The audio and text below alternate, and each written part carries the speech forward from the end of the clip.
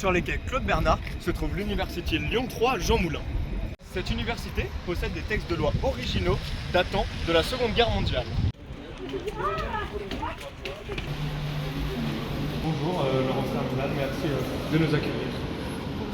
Alors je vous accueille aujourd'hui sur le campus des quais de l'université Jean Moulin Lyon 3. C'est le campus des masters et des chercheurs, doctorants de l'université, et c'est là où se trouve la bibliothèque de l'Institut de droit comparé, où je vous emmène dans un instant. Donc la collection Édouard Lambert, de notre fondateur, tous ses écrits, tous les travaux qu'il a fait, et ici, un peu caché, voilà.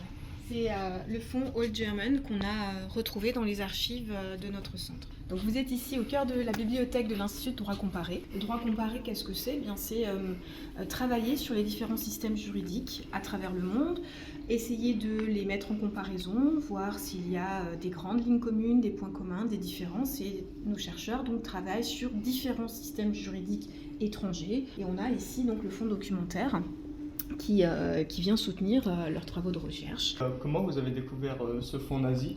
Un matin, le service des archives nous appelle et dit c'est la pagaille en bas, vous devez absolument virer tout ce que vous avez sur vos vieilles étagères. On descend et là on commence à chercher, on commence à regarder ce qu'il y a sur les étagères. Donc on trouve quelques vieux coucous, des vieux ouvrages. Au bout d'une heure ou deux, notre regard va être attiré d'une manière assez glaçante par ce type d'ouvrage qui laisse aucun doute sur la nature de ce qu'on va y trouver. On a dit qu'il faut prendre le temps un peu de digérer tout ça et de savoir comment est-ce qu'on va traiter ces sources, parce que dans le milieu bibliothécaire, ce sont des sources sensibles. Édouard Lambert, Germain Ivanov Trinazati, qui est notre bibliothécaire, documentaliste, et qui s'occupe de la conservation du fonds de l'Institut, et avec qui on a travaillé sur la conservation du fonds qu'on a appelé Old German. Tous les livres sont en allemand et une large partie est écrite avec ces polices gothiques qui sont difficiles en plus à déchiffrer. Tous les fondements juridiques de l'ordonnancement du régime nazi, les lois qui en effet interdisaient aux Allemands d'épouser des Juifs, des lois ou des techniques qui allaient même jusqu'à mettre en place la pratique de l'eugénisme, notamment donc cette loi pour empêcher la progéniture génétiquement malade. Donc là on a clairement des lois à visée eugénique, c'est-à-dire comment faire en sorte que l'on empêche ces naissances, et si besoin, Germain a pu identifier des schémas, voilà comment faire avec les opérations à effectuer le moment venu.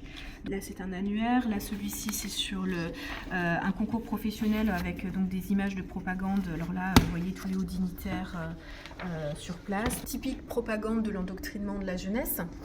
Éducation politique nationale, donc ça qui accompagnait les pratiques des jeunesses hitlériennes, vraisemblablement à l'époque. Et là par exemple, autre ouvrage de propagande, c'est l'usine parfaite, enfin l'usine nationale socialiste. On a ici la trace de ces sources qui sont des sources premières, qui ont été éditées à l'époque du régime nazi. Seulement des sources qui sont celles des auteurs allemands de l'époque, mais aussi, comme c'est un centre de recherche, des chercheurs français, étrangers, qui travaillaient sur ce qu'ils voyaient se mettre en œuvre en Allemagne à l'époque. Et notamment, on peut avoir des écrits relativement critiques sur la doctrine nationale-socialiste, le titre de la thèse de Mankiewicz, qui est donc le disciple d'Édouard Lambert, est très clair sur la question. On a un travail de chercheur sur ce qui était en train d'émerger en Allemagne, écrit donc par les contemporains de l'époque. Donc non seulement des sources premières avec des lois, des textes de loi, de la jurisprudence des juridictions allemandes, donc qui ont permis de structurer le régime tel qu'il a fonctionné, mais aussi des écrits de chercheurs qui ont travaillé dans leur mission de comparaison des droits sur ce système et sur sa doctrine. Quelle précision a-t-on obtenu grâce à ce fonds nazi ?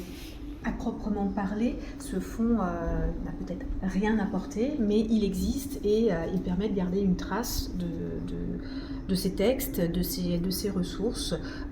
Si un jour, malheureusement, l'épisode venait à être contesté ou nié par d'autres, et bien là, on a la preuve que tout ça était bien là, était présent et s'est passé à ce moment-là.